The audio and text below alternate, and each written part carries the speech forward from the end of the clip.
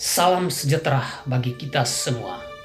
Rekan-rekan YouTubers yang budiman, jangan lupa subscribe, like, share, dan aktifkan lonceng notifikasinya agar selalu terupdate berita-berita dari Lois Woi NTT Channel. Dalam video kali ini, kita akan menyajikan narasi-narasi yang sangat terpopuler di Nusantara. Siapakah dia? Dia adalah Bosman Mardigu, Bosman Sontoloyo, Bosman Wowian. So, check it out, guys. Salam.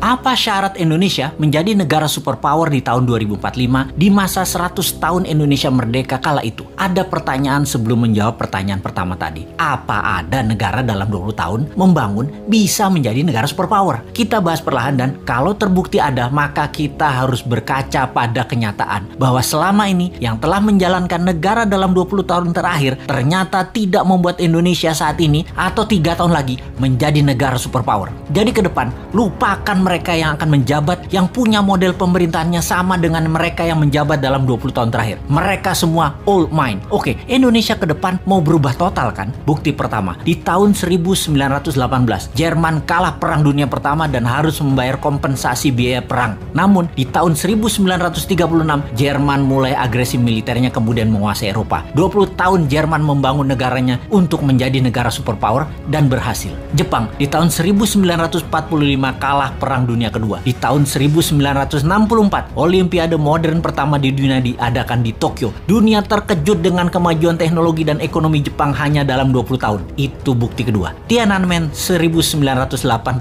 Tiongkok tumpah darah. Investor barat hengkang dari Tiongkok. Tiongkok di bawah Deng Xiaoping melawan dunia termasuk mengatakan Gorbachev goblok, dan sejak saat itu mereka menjalankan sistem moneter sendiri hingga di tahun 2008 Olimpiade Beijing. Dunia tersentak. Tiongkok menjadi negara sangat kaya hanya dalam 20 tahun. Ketiga itu terjadi dalam kurun waktu 20 tahunan membangun negaranya. Atau kalau kita mau tambah lagi termasuk bagaimana membangun Dubai, city country tersebut menjadi negara makmur hanya dalam 20 tahun. Kembali ke Indonesia. Bagaimana kita melihat Indonesia dalam 20 tahun terakhir? Siapa saja pemimpinnya? Apakah mau lagi dengan mereka-mereka dan orang-orang yang sepemahaman dengan mereka? Kita detailkan. Selama 20 tahun terakhir siapa yang menjabat? Mereka adalah 3 tahun Ibu Mega, 10 tahun Pak SBY, dan 7 tahun ini Pak Jokowi. Apakah dalam 20 tahun ini Indonesia seperti Jerman setelah Perang Dunia Pertama menjadi negara superpower? Apakah Indonesia menjadi negara maju modern seperti Jepang setelah Perang Dunia Kedua? Dan 20 tahun ini apakah Indonesia menjadi negara maju seperti Tiongkok setelah Tiananmen di tahun 1989?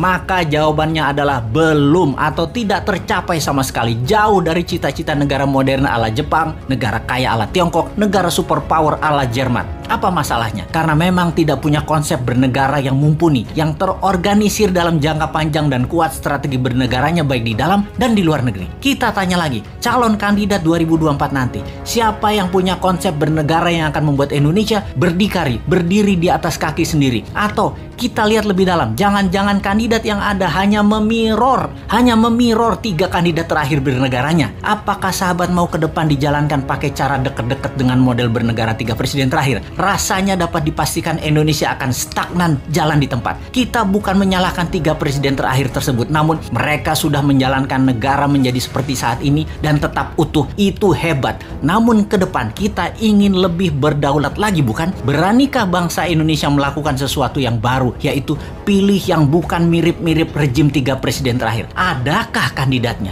Sungguh, sekali lagi kita tanya, maukah pemimpin baru yang punya tim baru yang segar, yang berbeda, dan berani melawan arus utama perpolitikan lokal serta internasional, atau tetap memilih mereka yang saat ini ada di dalam etalase yang semuanya memirror 3 presiden terakhir di Indonesia? Kalau saya pribadi, saya capek dengan yang ada. Akan terukur sekali pencapaiannya kalau kira-kira dengan para kandidat yang ada saat ini. Bagaimana menurut sahabat? Siapa yang bisa membuat Indonesia menjadi negara superpower di tahun 2045 itu?